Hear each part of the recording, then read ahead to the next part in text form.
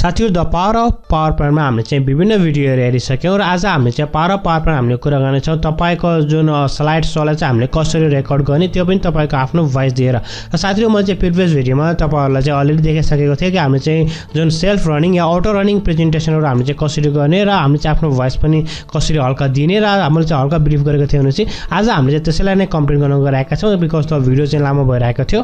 So without delay let's begin I'm coming home, I'm coming home, tell the world I'm coming. नमस्कार साथीहरु तपाईहरु हेर्दै हुनुहुन्छ टेक्नपेल channel र म पविन्द्र साथीहरु अझसम्म तपाईहरुले टेक्नपेल च्यानललाई सब्स्क्राइब गर्नुभएको छैन भने चाहिँ कृपया हाम्रो च्यानललाई सब्स्क्राइब गर्नु होला किनभनेपछि हामीले दैनिक रूपमा टेक्नोलोजी सम्बन्धी नयाँ भिडियोहरु टेक न्यूज मोबाइल कम्प्युटर र फ्री सफ्टवेयरको रिभ्यूहरु नेपाली भाषामा लिएर आउने गर्छौं जसको मतलबले गर्दा तपाईले चाहिँ नयाँ टेक्नोलोजी चीजहरु र फ्री सफ्टवेयरको बारेमा आफ्नै नेपाली भाषामा सिक्न सक्नुहुनेछ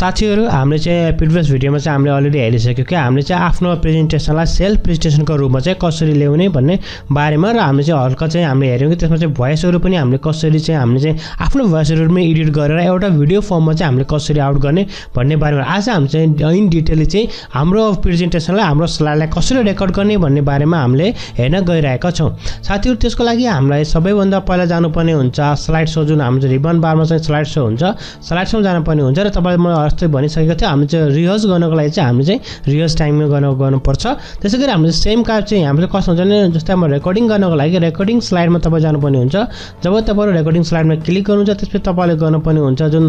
स्टार्ट रेकर्डिङ फ्रम बिगिनिङ किनभने चाहिँ हामीले चाहिँ सुरुबाट गर्ने या तपाईले चाहिँ अरु प्रेजेन्टेसनबाट गर्न चाहनुहुन्छ त्यो प्रेजेन्टेसनबाट पनि गर्न सक्नुहुनेछ जस्तै म चाहिँ गर्न चाहन्छु स्टार्ट फ्रम बिगिनिङ या हामी चाहिँ start from current slide that will be much better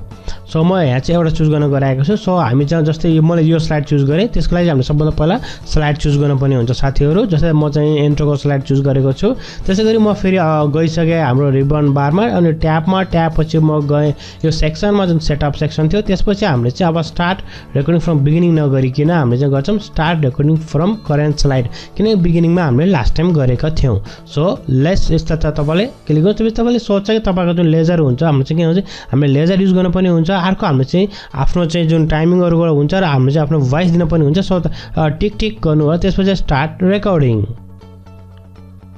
नमस्कार साथीहरु तपाईहरु हेर्नुहुन्छ टेक्नपल च्यानल र म पविन्द्र र चाहिँ यो हाम्रो इन्ट्रो भनेको चाहिँ पावर पोइन्टको इन्ट्रो त्यसैगरी चाहिँ हामीले चाहिँ अब माइक्रोसफ्ट एक्सेल पनि हामीले छिटै स्टार्ट गर्ने छौं जुन पनि तपाईले चाहिँ सजिलो तरिकाले चाहिँ नेपालीमा माइक्रोसफ्ट अफिस पनि तपाईको जुन चाहिँ एक्सेल तपाईले सिक्न सक्नुहुन्छ त्यसैगरी हामीले चाहिँ ओडहरु र गरेर विभिन्न चीजहरु हामीले गर्ने गइरहेका छौं र विभिन्न फ्री सफ्टवेयरको रिभ्यु पनि हामीले गर्ने छौं साथीहरु यो चाहिँ मैले अलरेडी एउटा सानो चाहिँ डप गरिसकेको छु र त्यसैगरी तपाईहरुले यहाँ हेर्नु भयो भने चाहिँ तपाईको देख्नु रेकर्डिङ तपाईको चलिरहेको हुन्छ तपाईले नेक्स्ट पनि यहाँ सजिलो तरिकाले नेक्स्ट गर्न सक्नुहुनेछ त्यसैले तपाईले पज गर्नको लागि यहाँ पज गर्न सक्नुहुन्छ तपाईले चाहनुहुन्छ कि जुन चाहिँ हाम्रो चाहिँ यो छ जुन यो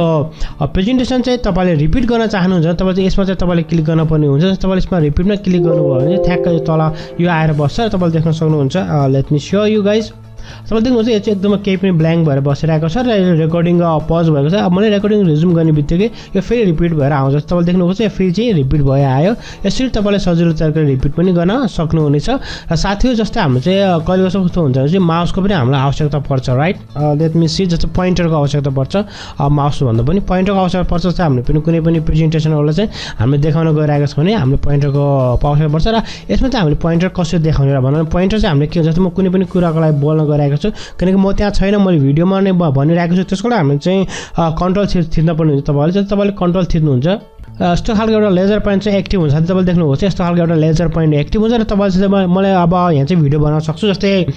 टेक्नपेल द्वारा चाहिँ टप 5 हुन्छ जुन टेक्नपेल आफै चोइस गरेर टप 5 को भिडियोहरु हुन्छ टेक्नोलोजी सम्बन्धी र टेक न्यूज लिएर आएको हुन्छ त्यसैगरी एमएस अफिसको सम्पूर्ण भिडियोहरु त्यसैगरी एप्स रिभ्युहरु भयो टेक टिप्सको बारेमा उनीहरुले लेखेको छ र लिनक्स डिस्ट्रिब्युसन र क्वेशन टु क्रिएटरको चाहिँ यस्तो खालको भिडियो टेक्नपेल च्यानलमा पाउन सक्नुहुन्छ त्यसै मैले भने चाहिँ यो चाहिँ पुरै रेकर्ड भइसकेको छ मेरो भोइस चाहिँ तपाईले सजिलो तरिकाले पनि रेकर्ड गर्न गर्न सक्नुहुन्छ साथीहरु र बाइ मिस्टेक कहिले कस्तो कस्तो तपाईले कन्ट्रोल थिच्दाखेरि तपाईको जो पोइन्टर चाहिँ भएन भने तपाईले तल देख्न सक्नुहुन्छ जुन तपाई तल जानुभयो भने तपाईको यहाँ चाहिँ हरेक कुरा एक्टिभ भएको हुन्छ यहाँबाट तपाईले सजिलो तरिकाले लेजर चुज गर्नुहुन्छ या पेन चाहिन्छ या तपाईले हाइलाइट गर्न चाहनुहुन्छ त्यो चाहिँ तपाईले सजिलो तरिकाले यहाँबाट गर्न सक्नुहुन्छ म चाहिँ अहिले हाइलाइटलाई क्लिक गरिरहेको छु र यसरी पनि मैले हाइलाइट पनि गर्न सक्छु साथीहरु र त्यसपछि हामी चाहिँ ब्याक छ ब्याकलाई चाहिँ मैले एस्केप भनिसके तपाईले एस्केप या तपाईले यहाँबाट डाइरेक्ट चाहिँ यसलाई क्लोज पनि गर्न सक्नुहुनेछ त्यसपछि हामी जान्छौँ स्लाइडको यो भ्यूमा साथीहरु त्यसपछि तपाईले देख्न सक्नुहुन्छ सजिलो तरिकाले जुन चाहिँ हाम्रो चाहिँ फर्स्ट सेकेन्ड थर्ड फोर्थमा चाहिँ कुनैमा पनि चाहिँ हाम्रो चाहिँ भोइस या हाम्रो चाहिँ कुनै मेसेजको या हाम्रो चाहिँ कुनै आइकनको हिरो छैन भनेपछि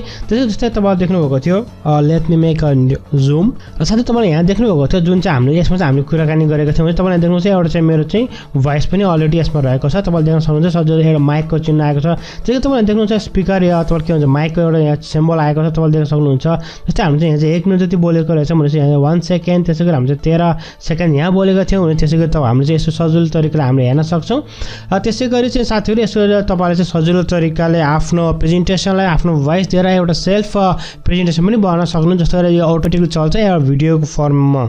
र साथै यदि तपाईलाई चाहिँ कुनै पनि क्लियर गर्नु पर्यो या तपाईलाई चाहिँ अरु चाहिँ फेरि चाहिँ अरु प्रेजेन्टेसनमा तपाईले चाहिँ अब भोइसहरु रेकर्ड गर्न पर्यो भने पनि तपाई सजिलो तरिकाले चाहिँ आफ्नो जुन स्लाइड शोमा ट्याबमा जानुपर्ने हुन्छ त्यसपछि तपाईले देख्न सक्नुहुन्छ त्यसपछि चाहिँ यहाँ एउटा चाहिँ के आउँछ क्लियर भनेर पनि आउँछ क्लियर टाइमिङ चाहिँ अल पनि भन्ने सक्छ त्यसपछि करेन्ट स्लाइडमा चाहिँ हामीले चाहिँ फेरि कुन चाहिँ स्लाइडमा तपाईले चाहिँ रेकर्ड गर्ने त्यो स्लाइडमा तपाईले सजिलो तरिकाले यसलाई रेकर्ड गर्न सक्नुहुन्छ र साथीहरु आजलाई यति नै मलाई आशा तपाईलाई आजको यो भिडियो मन पर्यो होला यदि यो भिडियो मन परेको खण्डमा लाइक र कमेन्ट गर्न चाहिँ नभुल्नु र साथै यदि तपाईलाई चाहिँ यो भिडियो सम्बन्धी कुनै पनि सल्लाह र सुझाव छ भने कृपया हाम्रो फेसबुकबाट या तपाईले मेरो डाइरेक्ट कमेन्ट सेक्सनमा पनि कमेन्ट गर्न सक्नुहुनेछ र साथै यदि तपाईहरु मध्ये कुनै साथीहरु नयाँ आउनुभएको छ कृपया हाम्रो च्यानललाई सब्स्क्राइब गरी त्यो बेल आइकनलाई क्लिक गर्न पनि नभुल्नु तबसम्मलाई bye bye take care have a great and fun time